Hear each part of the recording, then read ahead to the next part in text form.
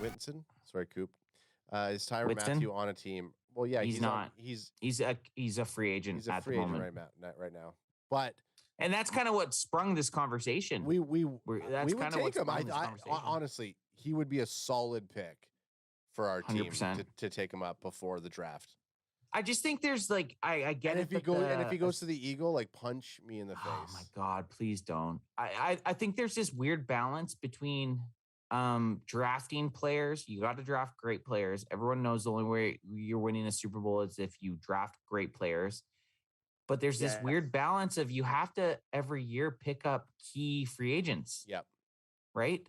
Like at some point you need to look at the Rams of last year. The Rams did it way different than any team in NFL history. They took like 4 or 5 guys. They basically built their Super Bowl team from free agents. Matthew Stafford, Odell Beckham, Von Miller. They grabbed these couple players that they thought were going to be the bridge to the Super Bowl. That's usually not the DNA to become a Super Bowl team. The DNA to become a Super Bowl team is you draft really well, you retain your drafted players, you take 1 or 2 free agents to build that DNA. The Cowboys don't do that. They just don't even attempt free agency, it seems. I mean, look at it this way too. The Bengals are doing it through the draft. They've drafted Burrows, then they drafted Chase, I believe, that wide receiver, and they also drafted Mixon. Yep, Mixon. But you know what? You know who they just signed? You know who they just signed in free agency? That's right. Lael Collins, the Cowboys right tackle. And you know what? He's a fucking head over shoulders better offensive lineman than anyone on that team. So they seen one spot that they're shy. You got your boys there. They see this one spot that they're shy of, and then they go out and they sign someone. The Cowboys have just been. They just have not. I mean, I would say in the last 5 years, the only notable free agent that we've signed that has done well is Jaron Kearse, and thank God we signed him to a 2-year deal. Like, if they would have messed that up for me, I would have been very, very, very. My views on the offseason would have been very skewed. Like until they locked up Jaron Kearse, DeMarcus Lawrence, like I was like, what the fuck are we even doing? Yep. I was getting very suspect of what we were doing. Well, that's like I know my next jersey. I'll just say that. Don't tell us. What are you going to get rid of the Randy Gregory? I feel 27. I want 27. Our boy Cooper Constantine just showed up. Coop! He said, "What up?" Coop? But he also said, "Can we just sign anyone?" The free agency's been so shitty for Cowboys fans. Yeah, it's been. Well, you know tough. What, Coop? This is for you to liven your spirits. I know it's probably early and down under, but crack them if you got them, son. Got them. Get that New England changed up. Hey, let me check my notes to see if there's anything else I wanted to talk about. Let me go into these real quick here. Oh, Brian Roberts is airport watching us right now. Nice. BR, what up? Yeah. Is he back to Canada now? No, Roberts is in the Philippines.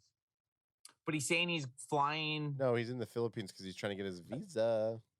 Gotcha. Gotcha. Okay, here we go. Guess what? Bobby Wagner confirming mutual interest highlights Cowboys failure. The Seattle Seahawks released linebacker Bobby Wagner on March 8th. After 10 years as a linebacker in Seattle, Wagner tweeted that he didn't even hear from the team that he wasn't coming back. That's cold, hey? Guy won a Super Bowl. Guy was an all-pro. Guy was a fucking Pro Bowler. They don't even tell him he's not coming back. He hears it from a tweet. That's cold. This sent shockwaves around the NFL, but mostly got many organizations excited about the potential of having the former Seahawks on their roster. One team interested in the 8-time Pro Bowler was the Dallas Cowboys. The Cowboys expressed wanting linebacker help in order to give more depth into the position to allow star rookie Micah Parsons to continue having a versatile role lining up all over the defense.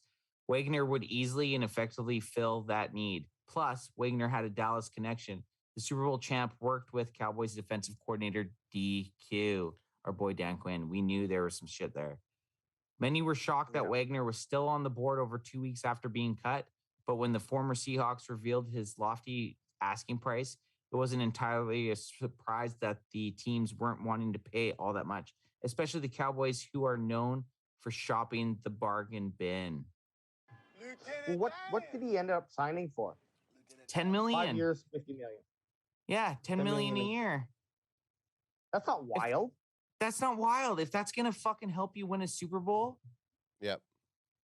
If that's gonna help you win a Super Bowl, that's a fucking bargain. If you're gonna sign a middle linebacker for fucking $10 million a year, and the guy was a second team All-Pro. Man, the Rams are stacked. Yeah, the Rams signed him. The team that gets all these guys, the Rams got him.